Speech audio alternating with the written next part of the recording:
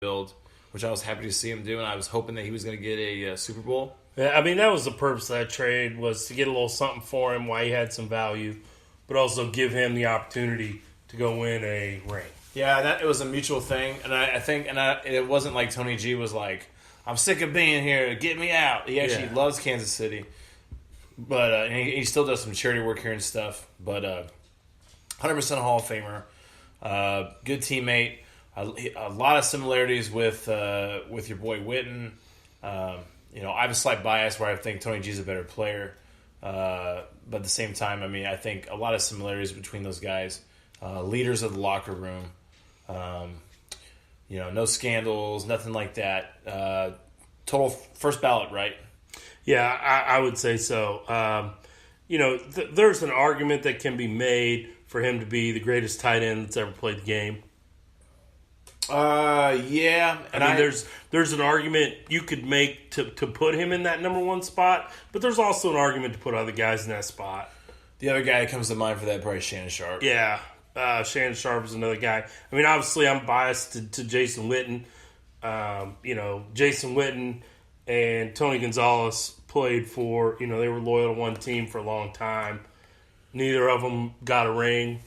Tony G did get the opportunity to go to Atlanta, and, guys that have played with them spoke highly of them, both of those guys, Witten and Tony G. But definitely, I think Tony G's the first ballot Hall of Famer. Even as living in Kansas City and watching him play for a long time, I mean, he was a guy you knew you could count on week after week to do everything in his power to help the Chiefs win games. Right. So this guy, like I said, man, this guy, and I remember seeing about this guy just did not drop passes, man. Like it was like anybody threw at him, he was always catching. He has 1 year, 102 receptions are his best year. That's crazy. Anyways, his stats are ridiculous, man. Yeah. 15,000 yards. 111 touchdowns. So, congratulations, Tony Gonzalez, on going into the Kansas City Chiefs Hall of Fame. It is definitely a well-deserved honor. Yeah, totally. And that'll be really cool to see that. It'll be really cool to have him there.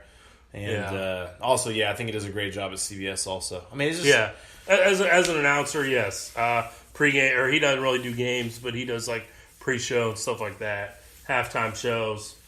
I enjoy listening to him. I think he knows what he's talking about. Total package, man. Yep. So, again, congratulations, Tony Gonzalez. Kansas City Chiefs fans, tweet at us your favorite Tony Gonzalez memories. If you can pull the plays up, find the clips, even tweet those, include those in the tweets. We'll retweet them or post them on our Facebook. We'll share them. Just kind of share some of your favorite Tony Gonzalez memories about games you watched him play. Maybe you were there in person. Maybe you remember watching on TV with your family or something. But let us know, what are some of your favorite moments. Yeah, for sure. Next thing, hey, we haven't talked about the Royals a ton this year. But usually we end the show saying the Royals still suck. They still suck. And guess what? They still do suck. They do. But we beat the Cardinals, baby. Hey. 2 out of 3 games. 2 out of 3 games. We beat the Cardinals. It's funny, if they play 20 games, the Cardinals win, 14 of them. Yeah. But hey, out of this 3-game series, bam! We got them. Royals they got their number. Yeah. I still think they should trade everybody away.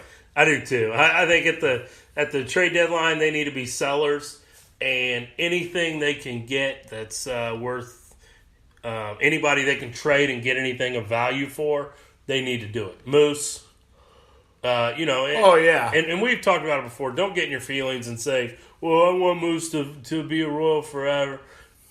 Guys, it's a business. If we can get something valuable for Moose from another team, let's ship him off and let's get it.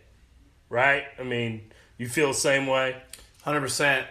And, so one I talk about Houston a lot is I like the Astros and I like the way they did things. But they literally, like, the new ownership took over and traded everybody away that had anything. And then they totally rebuilt the team, and so it's rebuilding time. I would think anybody that's not going to be here in 4 to 5 years, if you have a person on your roster and you don't think, you have to evaluate them. If you think, hey, Are they going to be here in 4 to 5 years when it's time to contend again, when it's time to start spending some money and get some guys in here and blah, blah, blah? Because that's about how long that's how long a normal team takes. Now, the Royals last time took a long time, but hampered by management and hampered by not having a good GM, hampered by owner that was super cheap. But Glass is more willing to spend money when I think for some reason for Dayton Moore he is. And Dayton's proven that he knows what he's doing. I think we'll see on a low end we'll see 2 or 3 players traded away. Herrera 100% is gone. You don't need you don't need a closer on your team if you're not closing any games. Yeah. Right? And this dude's a legit closer. And he don't even have to be like what will happen is probably a contender will pick him up not to be the closer but to be the setup guy, be the 8th inning guy. Because actually he is better as the 8th inning guy. And so they'll bring him in for that and I think that'd be good. But yeah, the Royals need to rebuild. I mean, yeah, like you said, we're still sellers, but it's great to beat the Cardinals. It's awesome to beat the Cardinals, because they literally the Cardinals have probably one of the worst fan bases ever. Right? It's so bad. They remind me of New England Patriots fans. Gosh, you know what the thing is? They're worse than Patriots fans. I'm like, Patriots fans have won lately. Yeah, I'm like Cardinals. What? We have a lot of championships. We've won a World Series since you have. How about how many championships you got after 1980? I mean, come on, or 1970. Come on, man. Yeah. So another thing I didn't talk to you about at pre-show, but excuse me, I'm gonna throw it in here. It actually made it on Between the Lines, which is an afternoon radio show here in Kansas City. Midwest Mikes? No. Oh shoot! Shawnee Mission East won the state golf tournament. This week by an obscure rule. Blue Valley was actually beating them.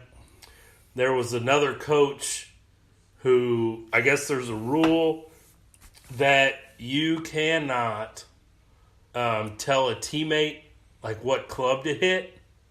What? So if me and you are on the same team, say we're playing for a high school team, and we're walking by each other, I'm on hole 9 and you're on hole 10 and we just happen to be walking by each other. I can't say, hey, watch out for number 11. It's playing a lot longer. So if you're thinking, 4 iron, you might want to go 3. I can't say that. It's a rule. Okay. I think it's a weird rule. But anyway, it's like a 2-stroke penalty or something. Anyway, some other coach overheard a kid from Blue Valley do this twice. And so Shawnee Mission East wins the state golf tournament, state golf championship because of that rule. Because some other coach heard the kid tell his teammate, okay, what club to use. I mean, I'm glad Shawnee Mission East won, but I mean, even talking to one of our golf coaches, he's like, you don't want to win that way. I mean, he's like, they were better than us, but, because of the obscure rule, it is what it is. But that's not the way you want to win it. Yeah. I mean, golf has a bunch of crazy rules. I guess anyway. they're trying. They're trying to do even playing field. Yeah, I mean, because it's etiquette, and stuff. Golf's big on that, but I mean, I don't know. I just think that's a really obscure rule, and I mean, it's a heck of a way to win a championship, right? Mm-hmm. For somebody to overhear, and so. But anyway, I just wanted to kind of throw that in there. So the last thing we're going to end the show with today, the NFL passed a new rule that if you are on the field, all team personnel that's on the field during the national anthem has to stand. They cannot kneel. They cannot raise a fist. You have to stand. But you are given the option to stay in the locker room until after the anthem is played, if you wish. So you have to choose. Now, the NBA has a similar policy. All players are required to stand, which I didn't know until today. But the NBA does have that policy. My thoughts are, that's great. If you want to protest the anthem, or you want to protest because, a lot of people are saying, Colin Kaepernick started because he was tired of, unarmed black men getting shot by police, which I agree that should stop. Okay? That is something that should be protested and should be looked at. And that's why this whole thing started. Kaepernick started it. But if you want to protest it with this new rule, just stay in the locker room. There's no need to come out and kneel. If you kneel, you'll be fined. But just stay in the locker room, and then when you're asked why are you staying in the locker room, boom, you can tell people, hey, I'm tired of the violence. I'm tired of this. I want to change this. You can give your reason. And so I think that they are giving an out to those players that want to protest. Yeah, so this is a tough it's a tough subject too, right? Mm-hmm. Because neither of us are a minority. No, I'm not. And I'm not. And so it's hard to relate, but the thing is, I don't know, I've looked some stuff up, and sometimes it's a really fine line, right? Because you don't want to get to the point where you're doing any kind of like forced nationalism type stuff, because that starts getting a little weird, to where it's like, I don't know, people start worshiping the flag instead of actually or whatever, instead of actually going for what it stands for. And so this is when it starts getting a little bit weird. I think really break it down, it's a business decision for them, but at the same time, and the ratings are down, and I guess we talked earlier before, they're saying the ratings are down because of that.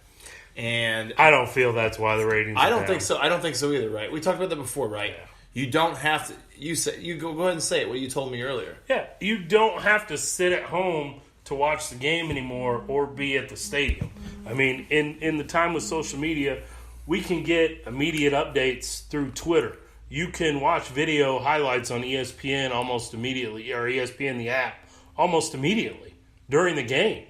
I can set updates on my phone to send me a message every time a certain team I follow scores a touchdown or a field goal that day. So, in the day of the media, how it is, it's 20 years ago, 30 years ago, if you wanted to watch the Chiefs game on Sunday, you had to be either home or at the stadium. Or you had to go to, a local sports bar that may have it on the TV because it was on a local station. But, now it's harder to keep track of ratings because of the way we absorb media. Right. Another thing is, too, that I'm just kind of reading through some of the players that have kind of commentated on this stuff. Chris Long, who's a kneeler and actually a pretty highly respected player in the league, right? Through his work. Yeah, he didn't kneel, but he supported players that did. Right, and he came out and he basically, just to paraphrase what he's saying, look, whatever he doesn't agree with, he says, I don't agree with the decision, and I will say this: the owners in the NFL need to not portray this as the NFL loves America. What the reality is that the NFL loves money, and they're doing this because they feel like it's hurting their bottom line. And so it's just like, don't say, all right, NFL loves America. They probably, they do, but they're not doing it because of love of country. They're doing it because of love of the dollar. Right? Oh, absolutely. Because Roger Goodell, say what you want about Roger Goodell, he's done a very good job of lining the owner's pockets. Yeah. Right, so this is a money thing. Absolutely. This is not a patriot thing or anything like that.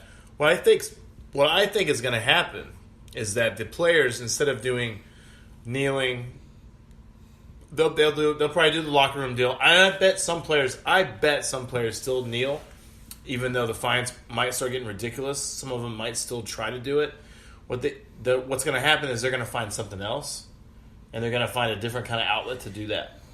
And it's going to be interesting because it'll be the interesting thing is when you look up stuff about why did Kaepernick decide to start doing this. I guess he had spoken, and I read this article a while ago, and it was like he had spoken with like a Green Beret and asked the guy, what can I do to bring attention to this and that without being disrespectful, blah blah blah. And the Green Beret actually suggested that he kneel. Yep, I saw that. And so Kaepernick did it. And I have heard some former military say they find